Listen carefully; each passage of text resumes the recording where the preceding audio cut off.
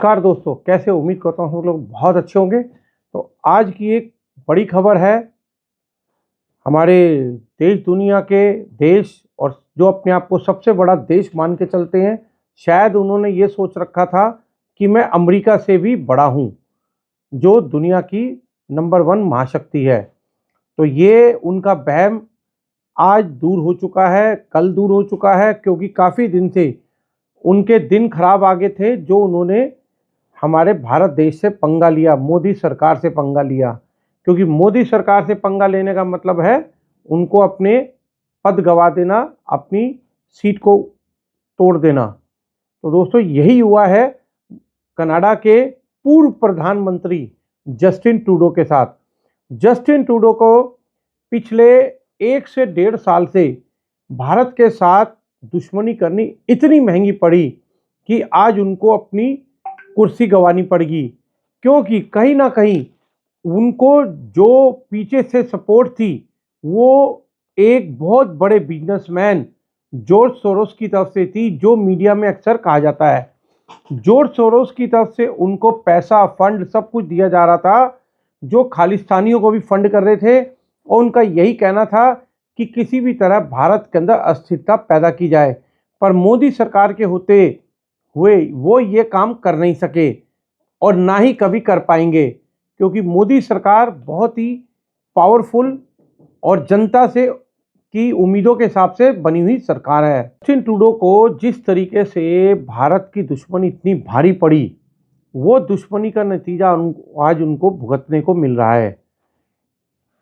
मतलब भारत की जनता का तो उनको विरोध का सामना करना पड़ा ही था, साथ के साथ उनको कनाडा की जनता का और अपने सेम लिबरल पार्टी के नेताओं का भी सामना करना पड़ा।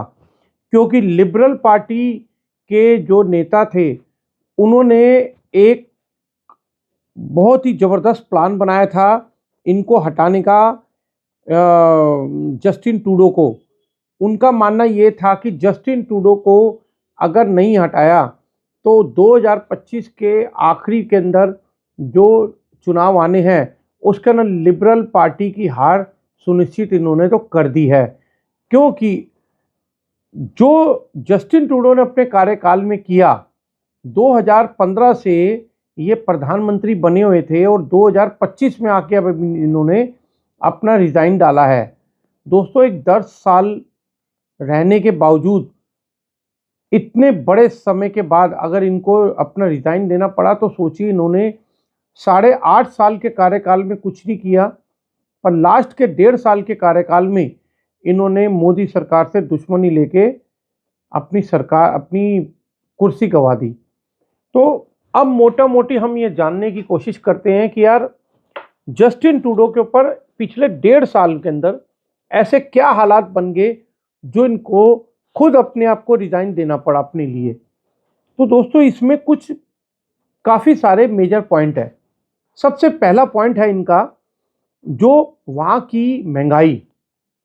दोस्तों, वहाँ पे कोई भी खाने पीने का सामान हो, कनाडा में हर चीज़ कई गुना महंगी हो चुकी है। इतना महंगाई हो चुकी है कि वहाँ की लोकल जनता मतलब त्राही त्राही कर रही थी कि उसके साथ प्रॉपर्टी वैल्यू 25 से 30% प्रॉपर्टी की वैल्यू को बढ़ जाना। और जितने भी कनाडा की तरफ स्टूडेंटों का जाना था, उन्होंने एक स्टूडेंटों के लिए जो एक पहले से जो उनको एक रिलैक्सेशन थी वीज़ा को लेके, उस रिलैक्सेशन में इन्होंने कई चीज़ों को सपोर्ट को विड्रॉ करने की वजह से जो 4 लाख स्टूडेंट हमारा भारतीय वहाँ जाता था पढ़ने, उसकी 25 से 30% उसको कम हो जाना। उसके बाद वहाँ पे जो पैसे की इनकमिंग, डॉलर्स की इनकमिंग फ्लो थी, वो टोटल एकदम डिप आ जाना। साथ में अभी लेटेस्ट के अंदर की खबर ये है कि अमेरिका की तरफ से जो प्रधानमंत्री जी की शपथ लेना चाहते हैं मिस्टर डोनाल्ड ट्रम्प जी, उन ट्रम्प साहब के ने एक वक्तव्य में कह दिया कि हम अपना कनाडा के ऊपर 25 से 30% उनसे जितने भी मटेरियल माल अमेरिका के अंदर आएगा, यानी कि कनाडा एक्सपोर्ट करेगा अमेरिका को, उसके ऊपर सैंक्शन लगाए जाएंगे, ड्यूटी बढ़ाई जाएगी 25 से 30%। इसकी वजह से लिबरल पार्टी और लिबरल्स की जो सरकार बनी है कनाडा के अंदर, वो सरकार के सारे नुमाइंदे हिल गए। और ये तो छोड़ो, मिस्टर ट्रंप ने ये तक कह दिया कि अगर जस्टिन ट्रूडो कहते मतलब कनाडा कहते हैं तो हम कनाडा को अपने में मिला करके 51वीं स्टेट घोषित कर सकते हैं। दोस्तों, इतनी बड़ी बात जो लिबरल पार्टी और कनाडा के लिए कहीं ना कहीं बहुत बड़ा झटका था, और वो उन्हें खुशकी लेते हुए कहा कि तुम्हारे बस की कुछ नहीं है, तुम चलाने लायक हो ही नहीं, आओ तुम मेरे पास, मैं चला के दिखाता हूं तुम्हारे को 51वां स्टेट बना करके।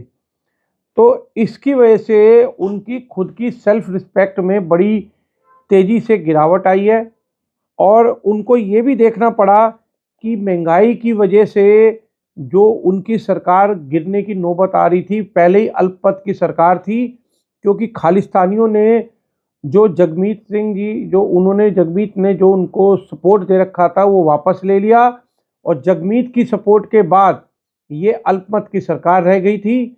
और इनको जगमीत को खुश करने के लिए खालिस्तानियों को कुछ परसेंट है, मुट्ठी भी नहीं कह सकते, मुट्ठी से भी चुटकी भर खालिस्तानी, उन चुटकी भर खालिस्तानियों के लिए जस्टिन ट्रूडो ने 140 करोड़ से भी ज़्यादा भारतीयों के देश से पंगा लिया, और जिसकी वजह से इनको ये खामियाजा भुगतना पड़ा। अब आ जाते हैं कि इनकी जस्टिन ट्रूडो के बाद कौन है जो अगला भावी प्रधानमंत्री बन सकता है। दोस्तों, इसमें दो चीज़ें आती हैं। एक तो अभी जो 2025 के आखिरी तक के चुनाव होने हैं, उस चुनाव तक के लिए अंतरिम प्रधानमंत्री किसे बनाया जाए, और एक है कि जस्टिन ट्रूडो अभी प्रधानमंत्री है, बट उन्होंने रिजाइन तो दे दिया है। रिजाइन देने के साथ वो जब तक प्रधानमंत्री पद पे टेम्परेरी बैठे रहेंगे, जब तक लिबरल पार्टी को एक अंतरिम प्रधानमंत्री और ना नियुक्त कर दे। तो अगले 2-4-5 दिन में कवायद चल रही है एक नया प्रधानमंत्री घोषित करने की। इसमें दो नाम सबसे ऊपर चल रहे हैं दोस्तों, और दोनों ही मजे की बात है, भारतीय मूल के हैं। पहली है अनीता आनंद। दोस्तों, ये एक बहुत बड़ा नाम है। अनीता आनंद पहले रक्षा मंत्री भी रह चुकी हैं, और अब ये परिवहन मंत्रालय भी संभाल रही हैं प्रेजेंट में। और इनका जन्म 1967 में हुआ था, और इनकी माताजी पंजाब की हैं। तो इनका काफ़ी अच्छा इनका बैकग्राउंड है, इनकी पब्लिक के बीच में फेस लुक बहुत अच्छी है। उसके बाद दूसरा नाम आता है जॉर्ज चहल। जॉर्ज चहल भी ये एक भारतीय मूल के हैं, और ये भी काफ़ी चर्चाओं में चल रहे हैं। अगला नाम आता है क्रिस्टिया।